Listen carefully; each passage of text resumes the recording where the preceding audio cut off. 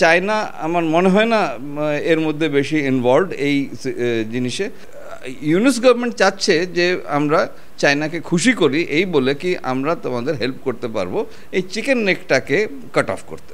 Generally জানি যে বাংলাদেশের এখন কেবিলিটি নেই, ওরা অ্যাট বেস্ট যা করতে পারে ছোটো মোটো ব্লাস্ট করতে পারে কোথাও আমাদের ইম্পর্টেন্ট রেলওয়ে ট্র্যাক বা ব্রিজেস বা এরকম জায়গায়, তার থেকে বেশি ওর এখন আর কেবিলিটি নেই। চায়না এর মধ্যে ঢুকে গেলে তখন একটা ওয়ার্ল্ড ওয়ার সিচুয়েশন হয়ে যাবে, কেন কি ইউএস ঢুকে যাবে। বাট অ্যাজ অফ নাও কলকাতা বা West Bengal relatively safe. Operation সিঁদুরের মধ্যে দিয়ে পাকিস্তানকে যোগ্য জবাব দিয়েছে ভারত। তারপরে এই মুহূর্তে কিন্তু ভারত পাকিস্তানের মধ্যে চলছে লড়াই। পাকিস্তানের বিরুদ্ধে কিন্তু প্রত্যাঘাত জারি রেখেছে ভারত। এই পরিস্থিতিতে এই যে যুদ্ধকালীন পরিস্থিতি তৈরি হয়েছে এই মুহূর্তে ভারত পাকিস্তানের মধ্যে, অনেকে আশঙ্কা করছেন তাহলে কি ভারতের এই যে চিকেন নেক এটা কি সুরক্ষিত থাকবে? এর উপরে কি কোনো নজর দিতে পারে পাকিস্তান? কারণ সম্প্রতি আমরা দেখেছিলাম যে বাংলাদেশের প্রধান উপদেষ্টা যিনি মোহাম্মদ ইউনিস, তিনি কিন্তু একাধিকবার বলেছিলেন যে চীনকে সঙ্গে নিয়ে তারা চিকেন নেকের উপর ডিস্টার্ব করবেন এবং যে 7 সিস্টার রয়েছে সেখানে ডিস্টার্ব করবেন তারা। এবং সম্প্রতি মোহাম্মদ ইউনিস জানিয়েছিলেন যে ভারতের থেকে অনেক ভালো বন্ধু আমাদের পাকিস্তান। আর এই যুদ্ধকালীন পরিস্থিতিতে মোহাম্মদ ইউনিসের এই মন্তব্যটা বারবার অনেকে মনে করছেন, তাহলে কি চীনের সঙ্গে হাত মিলিয়ে পাকিস্তানের বন্ধুত্বের সুযোগ নিয়ে এই চিকেন নেকে কোনো সমস্যা সৃষ্টি করতে পারে বা 7 সিস্টার হুমকির মুখে পড়তে পারে? কি মনে করছেন? এই সমস্ত বিষয় নিয়ে আলোচনা করার জন্য এই মুহূর্তে আমার সঙ্গে উপস্থিত রয়েছেন প্রাক্তন সেনাকর্তা কর্নেল বাবলু চন্দ্র। হ্যাঁ, চিকেন নেকটা একটা সবসময় আমাদের কনসার্নে থাকে, কেন কি ওটাই হলো আমাদের একটা করিডোর ল্যান্ড রুটের টু অ্যাক্সেস 7 সিস্টার্স। হ্যাঁ, এয়ার রুট আছে, that is okay, but land route আমাদের মেইন কমিউনিকেশন আর অ্যাজ ওয়েল অ্যাজ সৈন্য সামন্ত সাপ্লাইজ যাওয়ার ওইটাই একটা রুট আছে। তো সেই জন্য ওটা একটা খুব আমাদের স্ট্র্যাটেজিক অ্যান্ড ভালনারেবল এরিয়া। তো এর মধ্যে সিন্স 71 কোনো বড় একটা প্রবলেম ছিল না, কেন কি একদিকে চায়না ছিল তো ওটা আমরা ট্যাকেল করে নিতে পারতাম, আর অন্যদিকে বাংলাদেশ ছিল, সেটা আমাদের বন্ধু দেশ ছিল। বাট এখন একটু সিচুয়েশনটা চেঞ্জ হয়েছে, যে এখন ওখানে যে প্রেজেন্ট গভর্নমেন্ট এসছে সে দুজনের সাপোর্টে এসছে, যে আর্স্টওয়াইল ইউএস গভর্নমেন্ট যে ছিল তার অ্যান্ড অলসো চায়না। তো দুটো মিলিয়ে একটা ওখানে আমাদের প্রবলেম সৃষ্টি হয়েছে। সো ইউনুস গভর্নমেন্ট চাচ্ছে যে আমরা চায়নাকে খুশি করি এই বলে কি আমরা তোমাদের হেল্প করতে পারবো এই চিকেন নেকটাকে কাট অফ করতে। বাট প্রেজেন্ট পজিশনে যা আছে মিলিটারিলি বা ইকোনমিক্যালি ওরা কোনো ক্ষমতাই নেই যে এইটা করতে পারে। বাট নিজেদের সেল করার জন্য বা চায়নার সঙ্গে বন্ধুত্ব করার জন্য ওরা এই জিনিসটা প্রভোকেট করছে। বাট এটা অত সোজা না, কেন কি এখন ফার্স্টলি মিলিটারিলি ওরা সক্ষম না, আর সেকেন্ড হলো চায়নার কোনো মুভমেন্ট যদি ওখানে হয় তাহলে আমরা ফুলি অ্যালার্ট টু ডাইভার্ট দ্যাট, কেন কি এটা অনেক দিনের আমাদের কনসার্ন। চিকেন নেক একটা কনসার্ন আছে, কিন্তু ইমিডিয়েটলি অত বড় কনসার্ন না। এখন আমরা যে ওয়েস্টার্ন ফ্রন্টে হচ্ছে ওটার উপরেই যদি কনসেন্ট্রেট করি, I think that is more than enough, কেন কি ওখানে অলরেডি আমাদের সৈন্য সামন্ত আছে, আর আমরা ওইটার অ্যাসেসমেন্ট সবসময় করতে থাকি যে এটা কোনো থ্রেটেন্ড এরিয়া হলো কি না, আর থ্রেটেন হলে তখন আমরা ওটার একটা রিঅ্যাক্টিভ অ্যাকশন নিশ্চয়ই নিতে পারবো। ওয়াচ রাখি ওই এরিয়ার উপরে, কেন কি চায়না কিছু মিসঅ্যাডভেঞ্চার না করে বসে, কেন কি to divert our attention from the main task যেটা ওয়েস্টার্ন ফ্রন্টে পাকিস্তানের এগেনস্টে হচ্ছে। তো সেই জন্য ওখানে সার্ভেলেন্স সবসময় আছে বাই ভেরিয়াস সোর্সেস। তো সেই জন্য ওটার ব্যাপারে চিন্তা করবার কোনো এখন জরুরি না।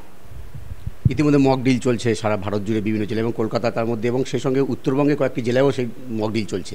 তো কোথাও কি এই যে যুদ্ধকালীন পরিস্থিতিতে কলকাতা কি কোথাও হুমকির মুখে আছে? দেখুন, মক ড্রিল হলো একটা প্রিপারেশন, কেন কি থ্রেট কোথাও হতে পারে, কোনো সময় হতে পারে, আর কিরম করে হতে পারে সেটা আমরা ঠিক জানি না। বাট কম্পেয়ার টু আদার সিটিজ যেটা ওয়েস্টার্ন সেক্টরে আছে, উপরে জম্মু কাশ্মীর, লাদাখ, লে লাদাখ থেকে নিয়ে পাঞ্জাব, প্রবলি হরিয়ানা একটু, অ্যান্ড দেন রাজস্থান, অ্যান্ড এখন গুজরাটও একটু থ্রেটেন্ড হয়ে গেছে। তো ওই এরিয়ার কম্প্যারিজনে আমাদের এটা অনেকটা সেফ, কিন্তু আমরা ওটা একটা গসপেল ট্রুথ নিতে পারি না, কেন কি এরকম একটা সিচুয়েশন হতেই পারে যে কেউ কোথার থেকে এসে আমাদের একটা কিছু ক্ষতি করতে পারে। তো সে না অ্যালার্ট থাকা সবচেয়ে ভালো। এখন কোথার থেকে আসবে সেটাও আমরা জেনারেলি জানি, কিন্তু জেনারেলি জানি যে বাংলাদেশের এখন কেবিলিটি নেই। ওরা অ্যাট বেস্ট যা করতে পারে ছোটো মোটো ব্লাস্ট করতে পারে কোথাও আমাদের ইম্পর্টেন্ট রেলওয়ে ট্র্যাক বা ব্রিজেস বা এরকম জায়গায়, তার থেকে বেশি ওর এখন আর কেবিলিটি নেই। আর সেটাও নট লাইকলি, কেন কি এটা আইএসআই চিফ ওখানে এসে বসছিলেন বাংলাদেশে, এখন উনি ফেরত চলে গেছেন এই সিচুয়েশনে, অ্যান্ড ওনাকে হয়তো ওখানে এনএসএ বাড়ানো হয়েছে। তো সেই জন্য এই প্রজেক্টটা, আর চায়না আমার মনে হয় না এর মধ্যে বেশি ইনভলভড এই জিনিসে, ওটা আইএসআই দেখছিল। তো এখন টু গ্রেট এক্সটেন্ট আমাদের থ্রেটটা কম, বাট থ্রেট একদম নেই সেটা বলা যাচ্ছে না। কলকাতা সেফ বলছে? হ্যাঁ, ওই দিক দিয়ে দেখতে গেলে কলকাতা অনেকটাই সেফ। যেহেতু আমরা দেখছি যে পাকিস্তানের যে মিসাইলগুলো সেগুলো সুদর্শনের মধ্যে দিয়ে ভারত প্রতিহত করছে, ভারত পাকিস্তানের কাছ থেকে প্রতিহত করার জন্য আরও কী কী অস্ত্র ব্যবহার করতে পারে? দেখুন, এই যে এয়ার ডিফেন্স সিস্টেম, এটা হলো 3 লেয়ার্ড আমাদের ইন্ডিয়ার কাছে যেটা আছে, first layer, second layer, third layer, আর এটাকে পুরোটাকে ইন্টিগ্রেট করছে এই সুদর্শন চক্র মিসাইল, যেটা S-400 আমরা বলছি, যেটা আমরা রাশিয়ার থেকে কিনেছি রিসেন্টলি। এটা লেটেস্ট মিসাইল ডিফেন্স সিস্টেম, আর আমেরিকাও এরকম একটা সিস্টেম বিক্রি করবার চেষ্টা করেছিল, বাট আমরা দেখলাম সব দিক দিয়ে এটা ভালো, যে ওয়ার্ল্ডে এটা ভালো, সেই জন্য আমরা এটা নিলাম। তো সেই জন্য এখন আর লাস্ট 2 দিন ধরে দেখছি ওরা আমাদের উপরে মিসাইল আর ড্রোন অ্যাটাক করছে, বাট কোথাও সাকসেসফুল হয়নি। তো তার মানেই হলো আমাদের এই সিস্টেমটা ভালো কাজ করছে, আর কোনো দরকার নেই, কেন কি আমাদের কাছে অলরেডি যা আছে সেটা গুড এনাফ, বাট এইটা ওটাকে সাপ্লিমেন্ট করছে, ওটাকে আরও বাড়িয়ে দিচ্ছে ডিফেন্স মেকানিজমটা। চায়না এবং পাকিস্তানের যৌথ উদ্যোগে একাধিক প্রকল্প পাকিস্তানে চলতে আমরা দেখেছি। যেহেতু পাকিস্তানের এই অ্যাটাকগুলো হচ্ছে, তা চায়নার একটা স্বার্থ থাকবে। চায়না কি তাহলে যে চিকেন নেক বা 7 সিস্টার ডিস্টার্ব করতে পারে? আপনার কি মনে হয়? দেখুন, চায়নাকে একটা ইন্টেলিজেন্ট রোল প্লে করতে হবে। ওরা ভিড়িয়ে দিয়েছে ইন্ডিয়া আর পাকিস্তানকে এই জন্য যে আমরা একটা গ্রোয়িং ইকোনমিক পাওয়ার, আর ওর ইকোনমিটা কমে যাচ্ছে, নিচের দিকে যাচ্ছে। তো ওইটাকে অ্যারেস্ট করার জন্য ওরা একটা সিচুয়েশন ক্রিয়েট করেছে কি ইন্ডিয়া একটা ফুল ফ্লেজ ওয়ারে ইনভলভ হয়ে যাক, যাতে ফরেন ইনভেস্টার্সরা এখান থেকে কম হোক বা রিডিউস হোক, বা যারা এখানে ফ্যাক্টরি ঢালবার চেষ্টা করছে তারা এর মধ্যে একদম না আসে।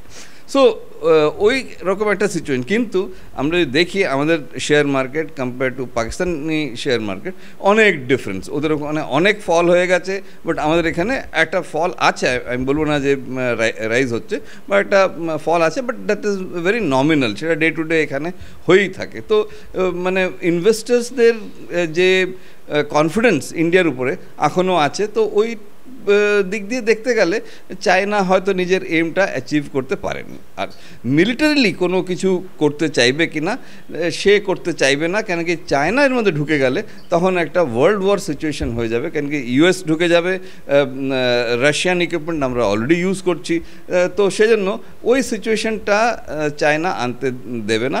আর দিলেও, কেন কি এখন আমরা ওয়েল গার্ডেড, মানে যে এলএসি ওটা আমরা ভালো করে গার্ড করে রেখেছি, সেজন্য কোনো ওরা মিসঅ্যাডভেঞ্চার করতে পারবে না। ওটা গালওয়ানে ওরা দেখে নিয়েছে যে ওরা করতে গেছিলো, বাট ওখানে খুবই মার খেয়েছে। তো সেজন্য এখন দেখছে যে এটা 1962 না, তো সেজন্য আমাদের কাছে অনেক মিসাইল সিস্টেম আছে, তারপরে ব্যালিস্টিক মিসাইলস আছে, যেটা চায়নার কোনো সিটিকেই ধ্বংস করতে পারে।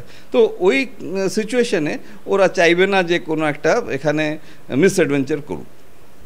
পাকিস্তান কিন্তু পরমাণু শক্তিধর দেশ, এটা আশঙ্কা করা যায়।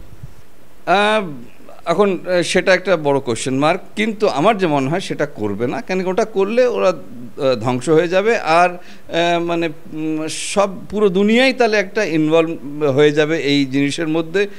তো সেটার প্রেশার ওর উপরে অনেক আছে, আর সেটা ও করতে পারবে না, কিন্তু একটা থ্রেট নিশ্চয়ই আমাদের উপরে একটা দিয়ে রাখবে বা রেখেছে। বলছেন যে কলকাতা তাহলে এই যে যুদ্ধ হচ্ছে, কলকাতা তাহলে আক্রমণের দিক থেকে একদম নিশ্চিন্ত প্রায়, বাট আমরা যদি বলি যে 100% সেফ, ওটা কেউ বলতে পারবে না। কেন একটা কিছু ইনসিডেন্ট হয়ে গেলে উইচ কুড বি যে ওরা ক্লেম করবে যে ওটা আমরা করেছি, আমরা অ্যাচিভ করেছি, যে কলকাতায় অ্যাচিভ করেছি। মানে জিনিসটা দেখতে গেলে পোস্ট 1971 এটা ভেরি আনলাইকলি অ্যাজ অফ নাও। কালকে কি হবে সেটা বলা যাচ্ছে না, বাট অ্যাজ অফ নাও কলকাতা বা West Bengal relatively safe. India এবং পাকিস্তানের মধ্যে এই যে যুদ্ধকালীন পরিস্থিতি, একাধিক মহল থেকে কিন্তু প্রশ্ন উঠছে, তাহলে কি চিকেন নেক এবং কলকাতা সুরক্ষিত কি? তিনি কিন্তু পরিষ্কার যেটা বললেন যে এই মুহূর্তে অন্তত কলকাতা এবং চিকেন নেক নিয়ে আশঙ্কা করার কিছু নেই, তবে একেবারেই যে আশঙ্কা উড়িয়ে দেওয়া যাচ্ছে না। ক্যামেরায় রবি দত্তের সঙ্গে বিশ্বজিৎ হালদার, ওঙ্কার বাংলা।